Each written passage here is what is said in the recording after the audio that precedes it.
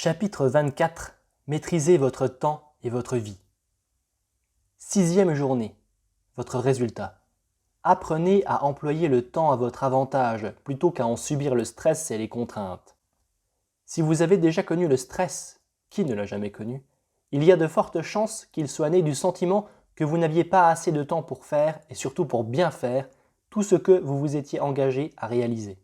Ainsi, votre frustration était peut-être le résultat d'une perspective trop centrée sur les exigences, les défis et les événements du moment présent.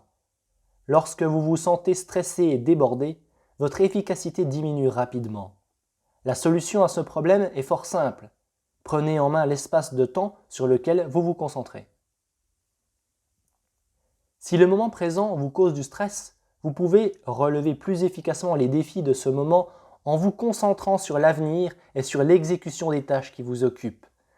Cette nouvelle perspective changera instantanément votre état d'esprit et vous donnera les ressources dont vous avez besoin pour renverser la situation présente. Le stress provient souvent du sentiment qu'on a d'être coincé dans le temps. C'est ce qui se produit lorsqu'une personne pense à son avenir en des termes qui la privent de pouvoir. Vous pouvez aider cette personne et vous aider également en lui apprenant à modifier sa perspective sur ce qu'elle peut contrôler réellement dans le présent. Il y a aussi des gens qui, confrontés à un nouveau défi, se tournent exclusivement vers leur réalisation passée. Plus ils s'attachent au passé, plus ils sont stressés. Pourtant, leur état émotionnel pourrait changer instantanément s'ils se tournaient vers le présent et vers un avenir positif. On peut donc affirmer que l'espace de temps sur lequel nous nous concentrons influence beaucoup nos émotions. Nous oublions trop souvent que le temps est un concept théorique, qu'il s'agit d'une notion complètement relative et que notre expérience du temps tient presque uniquement de la perspective dans laquelle nous voyons les choses. En effet, que signifie « longtemps » pour vous? Cela dépend de la situation, n'est-ce pas? Faire la queue pendant 10 minutes, cela peut sembler une éternité, tandis qu'une heure à faire l'amour passe trop rapidement. Nos croyances aussi peuvent teinter notre perception du temps. Pour certaines personnes, peu importe la situation, 20 minutes leur semblent être une éternité. Pour d'autres, longtemps signifie un siècle. Comme vous pouvez le penser, ces personnes n'ont pas la même démarche. Elles parlent et envisagent leur but différemment, de sorte qu'elles ressentent beaucoup de stress et ont de la difficulté à communiquer harmonieusement en raison de leur perception différente du temps. C'est la raison pour laquelle la maîtrise du temps est l'œuvre de toute une vie. Si vous parvenez à avoir une perception plus élastique du temps, vous pouvez façonner votre expérience de la vie. Avant de passer à l'exercice que vous devez faire aujourd'hui, revoyons ensemble 3 trucs qui vous feront gagner du temps. 1. La capacité de déformer le temps. Une fois que vous aurez appris à vous concentrer sur un autre espace de temps, vous pourrez apprendre une deuxième façon de le contrôler, c'est-à-dire avoir l'aptitude de déformer le temps de manière qu'une minute vous semble être une heure, et une heure semble être une minute. Avez-vous remarqué que lorsque vous êtes complètement absorbé par une activité quelconque, vous perdez toute notion du temps? Pourquoi? Parce que vous n'y pensez plus. Vous ne mesurez pas le temps aussi fréquemment. Comme vous concentrez votre attention sur une activité qui vous est agréable, le temps passe beaucoup plus rapidement. N'oubliez pas que c'est vous qui maîtrisez la situation. Concentrez-vous et choisissez consciemment la façon dont vous mesurez le temps. Si vous consultez votre montre à tout instant, le temps n'avance pas. Encore une fois, votre perception du temps dépend de la perspective dans laquelle vous considérez les choses. Comment définissez-vous la manière dont vous utilisez le temps? Vous employez votre temps? Vous perdez votre temps? Ou vous tuez le temps? On dit que tuer le temps n'est pas un meurtre, c'est un suicide. 2. Une question de priorité.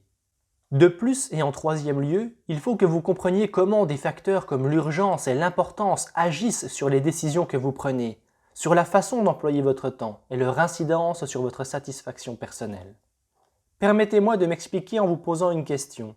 Vous est-il déjà arrivé de travailler sans relâche et de finir tout ce que vous aviez à faire pour la journée sans en éprouver de grande satisfaction pour autant? Peut-être est-ce parce que vous avez terminé tout ce qui était urgent et exigeait une attention immédiate, mais que vous avez négligé le plus important. Ce qui pourrait avoir des effets à long terme. Au contraire, avez-vous connu des jours où vous ne faisiez que très peu, tout en ayant le sentiment d'avoir accompli quelque chose? Ce sont les jours où vous vous êtes attaché à ce qui est vraiment important plutôt que d'aller au plus urgent. L'urgence semble régler notre vie. Quand le téléphone sonne, même si l'on fait quelque chose d'important, vous vous sentez obligé de répondre. Et si vous alliez manquer quelque chose? C'est l'exemple classique d'une personne qui place l'urgent avant l'important. Et si vous alliez manquer une enrichissante conversation avec l'ordinateur d'une firme de sondage?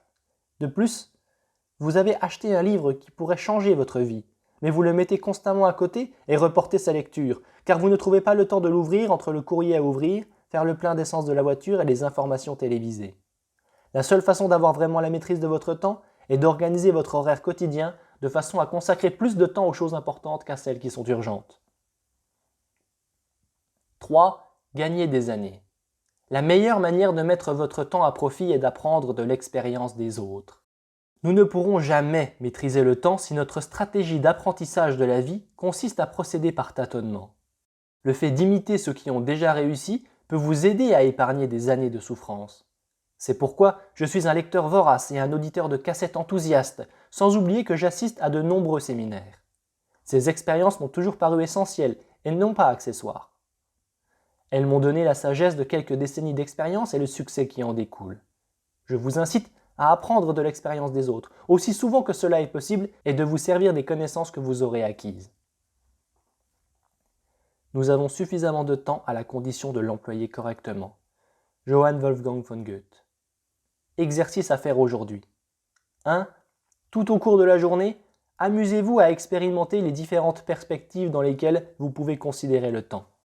Lorsque le présent exerce trop de pression sur vous, arrêtez-vous et pensez à l'avenir en termes dynamisants. Ainsi, par exemple, pensez aux buts que vous vous êtes fixés et ne faites plus qu'un avec ces buts. Visualisez-les, entendez-les, vivez-les et prenez note des sentiments qu'ils font naître en vous. Évoquez un souvenir qui vous est cher. Votre premier baiser, la naissance de votre enfant, un moment privilégié avec un ami. Plus vous développerez votre aptitude à passer d'une période de temps à une autre, plus vous étendrez la gamme des émotions que vous saurez susciter en vous sur demande.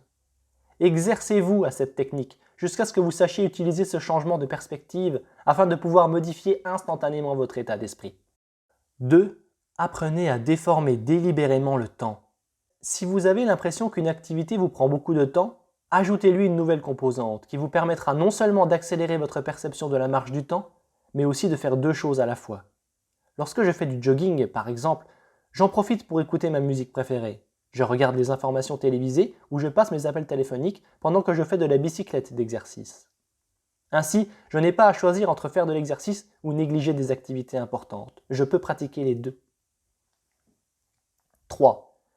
Dressez une liste de ce que vous devez accomplir par ordre d'importance plutôt que par ordre d'urgence.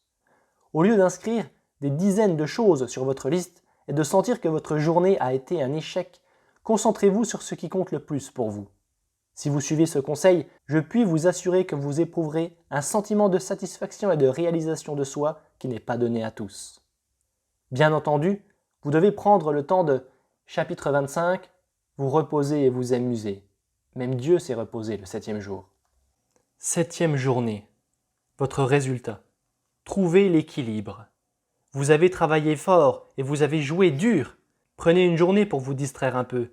Soyez spontané, soyez excessif. Faites quelque chose qui vous fait sortir de vous-même. Qu'est-ce qui pourrait mettre le plus d'agrément dans votre vie? Le grand homme est celui qui garde toujours un cœur d'enfant. Mencius. Exercice à faire aujourd'hui. 1. Planifiez une activité agréable et n'admettez pas qu'elle soit reportée pour quelque raison que ce soit ou faites quelque chose sous l'impulsion du moment. Quoi que vous fassiez, divertissez-vous. Demain, vous serez prêt à explorer. 4e partie. Une leçon de la destinée.